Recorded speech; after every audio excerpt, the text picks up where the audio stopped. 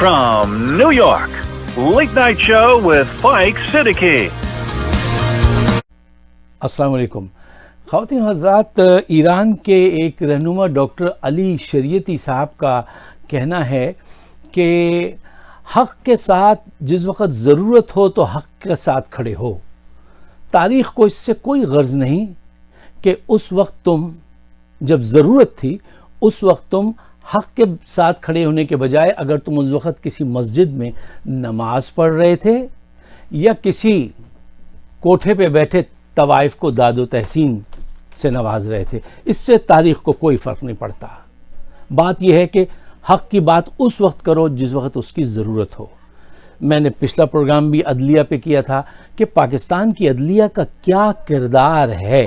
پاکستان میں کچھ واقعات آپ کے سامنے رکھتا ہوں اور آپ اس کو خود زیادہ جا کے کیجئے گا، ریسرچ کیجئے گا تو تفصیلات آپ کو وہاں مل جائیں گی. مثلا ایک ابھی قریبی کا واقعہ ہے کہ ایک جج کے بیٹے نے اپنی گرل فرینڈ کو 23 مرتبہ چاقو سے حملہ کر کے سر تا پیر لہو لہان کر دیا کیونکہ وہ شادی کے لیے رضامند نہیں تھی. وہ پکڑا گیا لیکن وہ باعزت بری ہوا. کیوں؟ اس کا باپ جج تھا. ایسے بہت سارے حقائق کو واضح کرنے کے لیے کچھ واقعات میں آپ کے سامنے رکھتا ہوں اور یہاں پہ ایک چھوٹا سا بریک لینا ہے. بریک لے کے واپس آتے ہیں اور پھر آپ کو حقائق بتاتے ہیں. we'll take a short break.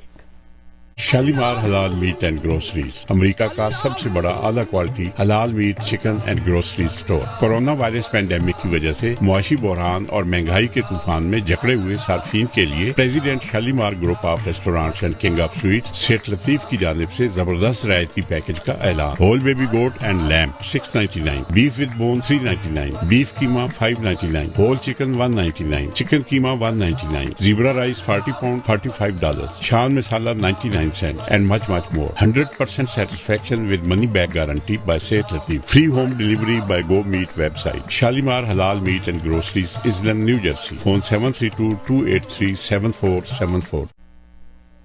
اچھا ایک اور واقعہ. ایک جج صاحب نے، یہ بھی حال پچھلے چند ماہ پہلے کا واقعہ ہے کہ ایک جج نے اپنے چیمبر کے اندر ایک خاتون کا ریپ کیا اور وہ بہت چیخی چلائی. انہوں نے کہا یہاں تیری آواز کوئی نہیں سن سکے گا. وہاں قانون صرف پیسے والوں کی آواز سنتا ہے. غریب کی آواز آج تک سنی مجھے نہیں پتا کتنے کیسز آپ ایسے پیش کر سکتے ہیں. میں ایسے بہت کیسز پیش کر سکتا ہوں جہاں پہ آپ دیکھیں کہ عمرہ کے ساتھ رویہ کچھ ہے. ان کے لیے چھٹی کے دن عدالت لگا کے 50 روپے پہ ان کو فرار کرا دیتے ہیں اور غریب انسان 20-22 سال تک چکر لگاتا ہے اور انصاف نہیں ملتا. ہمارا کام اس وقت جب کہ حق کی سائڈ پہ کھڑے ہونا ہے وہ چیزیں آپ کے سامنے پیش کرنی ہے. I will report and I want you to decide. ہم روشنی بن سکتے ہیں، جج نہیں بننا چاہیے. جج آپ بنیے، آپ فیصلہ کیجئے اپنے ضمیر اپنی نالج کے حساب سے.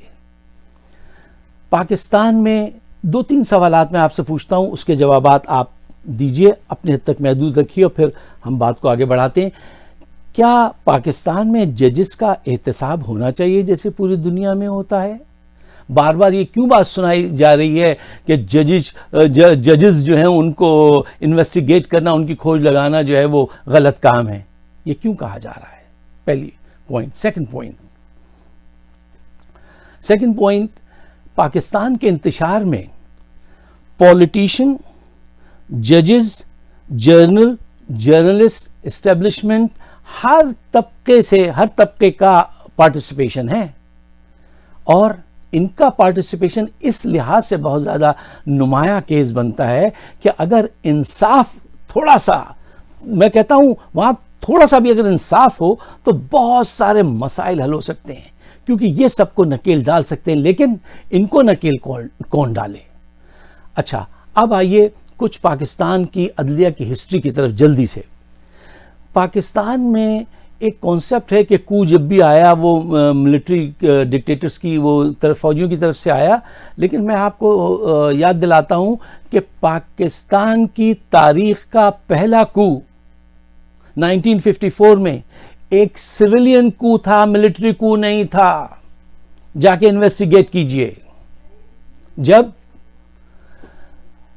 جسٹس منیر نے, جب کیا نام تھا ان کا, ملک خواجہ ناظم الدین صاحب کی حکومت کو برطرف کیا, تو انہوں نے ہائی کورٹ میں اپیل دائر کی. ہائی کورٹ نے کہا یہ بالکل غلط بات ہے, اسمبلی نے ابھی بجٹ پاس کیا, اس کو آپ ایسے نہیں کر سکتے.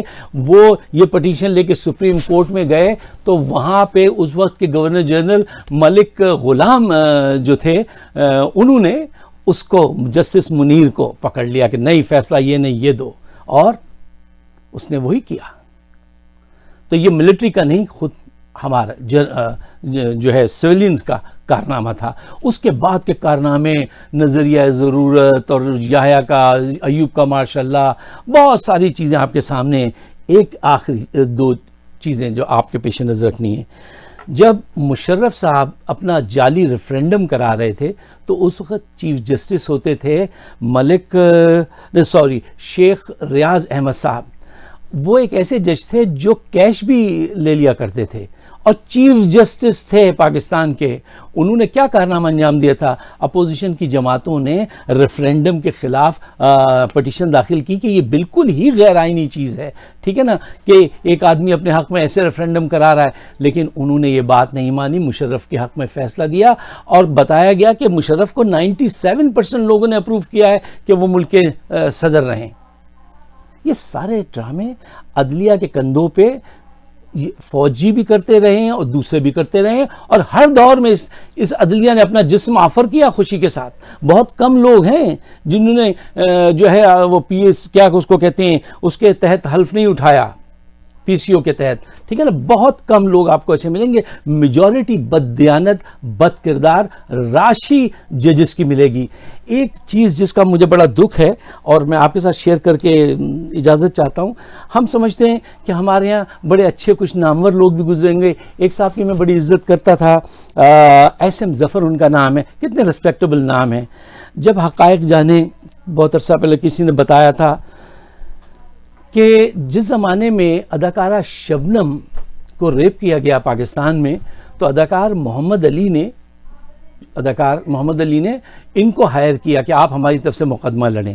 اچھا, بڑا واضح تھا, سارے ثبوت موجود تھے, تو مقدمہ یہ جیت گئے. ملٹری کورٹس میں مقدمہ ہوا, انہیں سزائے موت ہو گئی تینوں کو, ایک بندیال صاحب بھی تھے اس میں.